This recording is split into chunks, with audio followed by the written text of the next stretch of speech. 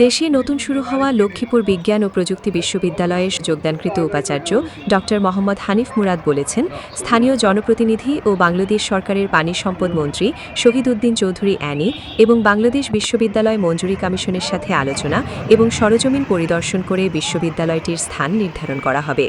এই অঞ্চলের একটি আন্তর্জাতিক মানের এবং বিশ্বমানের বিশ্ববিদ্যালয় প্রতিষ্ঠা করব।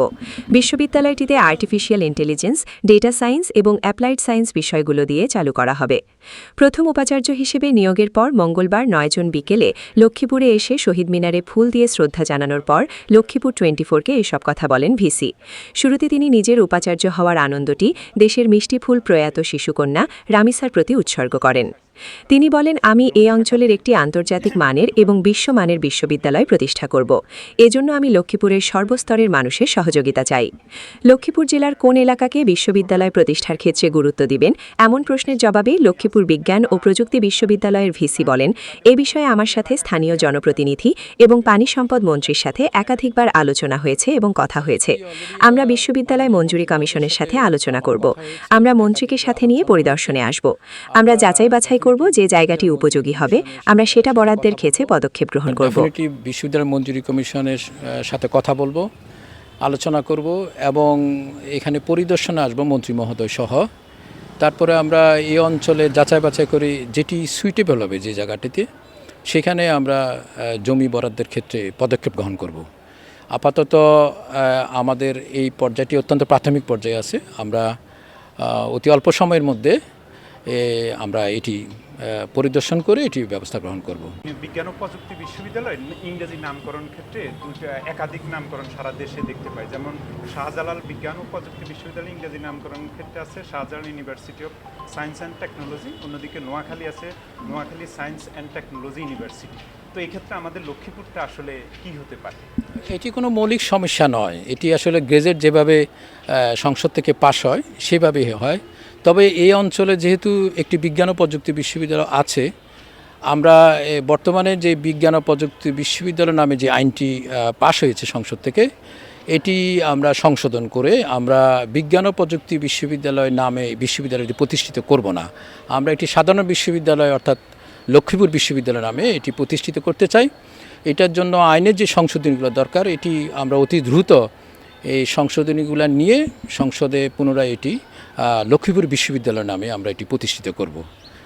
আর যেটি বলেছেন এটি কোনো মৌলিক সমস্যা না, এটি লক্ষ্মীপুর ইউনিভার্সিটি হতে পারে, ইউনিভার্সিটি লক্ষ্মীপুর হতে পারে।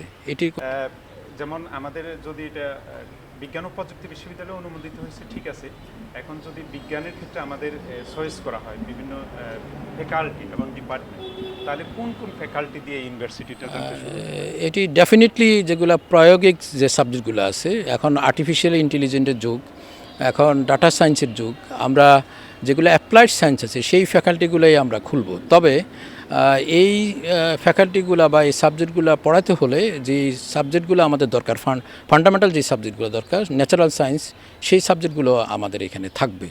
তবে এটি ফোকাসিং করা হবে অ্যাপ্লাইড সায়েন্সের যেগুলো সাবজেক্টগুলো আছে এবং সেগুলোর উপর, এবং ওই ফ্যাকাল্টিগুলোই করা হবে। আমাদের দেশে যেগুলো মৌলিক বিষয়, যেগুলো আমাদের মৌলিক কাজে লাগবে পড়াশোনা করার পরে, পাশ করার পরে, যেই সাবজেক্টগুলো আমাদের কর্মক্ষেত্রে আমাদের শিক্ষার্থীরা ওরা উপকৃত হবে, সেই সাবজেক্টগুলো এবং সেই ফ্যাকাল্টিগুলোই গুরুত্ব দেওয়া হবে এবং সেগুলোই অগ্রাধিকার দেওয়া হবে। গত ৭ জুন তারিখে শিক্ষা মন্ত্রণালয়ের বিজ্ঞান ও প্রযুক্তি বিশ্ববিদ্যালয় শাখা থেকে এক প্রজ্ঞাপন জারির মাধ্যমে লক্ষ্মীপুর বিজ্ঞান ও প্রযুক্তি বিশ্ববিদ্যালয়ের প্রথম উপাচার্য ভাইস চ্যান্সেলর হিসেবে নিয়োগ দেওয়া হয়েছে ড মোহাম্মদ হানিফ মুরাদকে। তিনি নোয়াখালী বিজ্ঞান ও প্রযুক্তি বিশ্ববিদ্যালয়ের ফলিত গণিত বিভাগের অধ্যাপক এবং একই সঙ্গে বিশ্ববিদ্যালয়ের ট্রেজারার পদ থেকে কর্মরত ছিলেন। ড মোহাম্মদ হানিফ মুরাদের নিয়োগকে বিশ্ববিদ্যালয়ের প্রশাসনিক ও একাডেমিক কার্যক্রম এগিয়ে নেওয়ার ক্ষেত্রে গুরুত্বপূর্ণ পদক্ষেপ হিসেবে দেখা হচ্ছে।